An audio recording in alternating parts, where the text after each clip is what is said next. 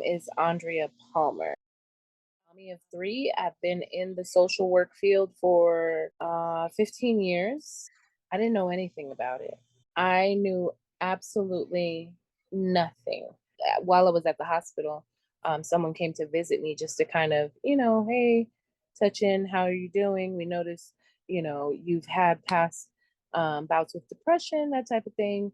We want to make sure you're going to be okay when you go home with the baby. And I'm Mhm. like, yeah, fine.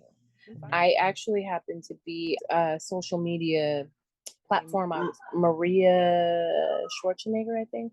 She had postpartum, and she was talking about the thoughts that she had. Um, Mhm.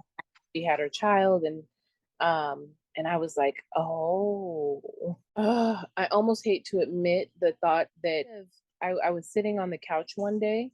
I was looking at my daughter, and I was looking at all the different places that I could sit her. It wasn't a good thought. Where I thought I could lay her for her to Mhm. sleep, but I had at the time a fireplace, and I had two baskets next to it. Okay. The baskets had blankets in it, but I was like, in the olden times they put babies in the basket. Can I put her in the basket? Leave her there, she'll be good. As a feasible place to put her. I got home and I thought I was fine. And I told my mom about it. I needed more help. The breastfeeding, the changing, just the day to day, the baths for the baby, the baths for me. Showering was an issue, right? So because I was breastfeeding, I would just wash those. They were Oh, clean.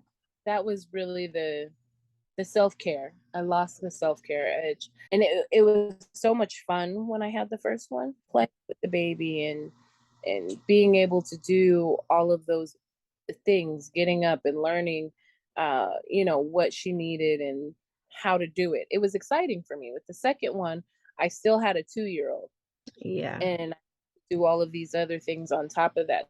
It was really hard.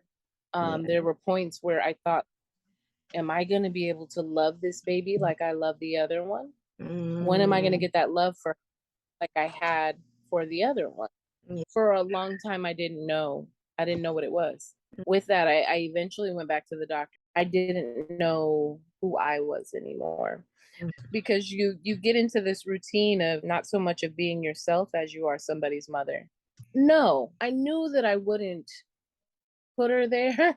I thought, like, why would you even come up with that thought? And then after I saw the little interview with the former governor's wife, I was like, okay. She had some really weird thoughts too. And I was like, okay, I'm not Okay. the only one. Mhm. My biggest fear was, okay, I had this thought. I didn't act on it, but the fact that I had this thought was scary for me. I Yeah. needed that doctor to reassure me, like, this isn't going to go any further, right? The doctor that I had at that time, she was like, can you tell me about your religious beliefs? And I'm surprised at this because I'm in a doctor's office and she's asking me to talk about my religious beliefs. And I'm Mhm. like, okay, I'm Christian. And she was like, I want you to pray. I was like, my back hurts, my body hurts, I'm feeling tingling here.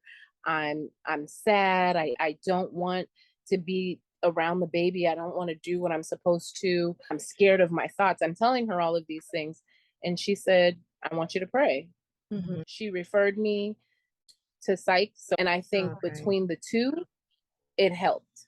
Okay. I didn't want to do medication because I was breastfeeding. When I did get to a therapist and I was able to tell her, like, no, I don't want to do medication because I am breastfeeding. I don't want to pass this to the baby, or help me to have this realization. She's like, you love your child. If you don't want to take a medication to That would harm possibly hurt her. this child, right? It's a That's concern. already telling me that you love your child. That's when that kind of light bulb went off and I was like, oh, okay, great. I love my kid. But when it comes down to it, my sisters, my mom, like, they are super supportive, whether I'm making a great choice, a good choice, or a bad choice. Yeah. And they stepped in so big. Yeah. The little things that I wasn't doing, like cleaning myself. Like I said, I made sure, the top area was good, but literally my little sister would come and help me clean my C-section. What you're going through, I think moms are always going through something. and Yeah. they're always learning something new, and there's always a new uphill battle. And I'm just saying moms because I'm not a man. I can't speak for what they've been through. I find myself still in therapy today.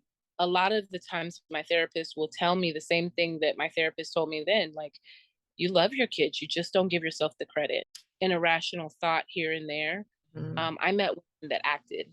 Once I got into kind of like the moms groups, Mhm. which I recommend to people now, even if you find like a Facebook moms group and just kind of entertain it, see if you like the people, just kind of being around other people that are going through what you're going through, it Mhm. helps. Because I swear, had I not been on Facebook and ran into, I hope her name is Maria Shriver. I don't know. I keep messing it up, but run into her struggles about postpartum. I don't think I would have ever asked my mom. I don't think Okay. I would have ever said anything. I just would have Mm. sat in. Like, I feel like it should be a part of the the care for Mhm. moms.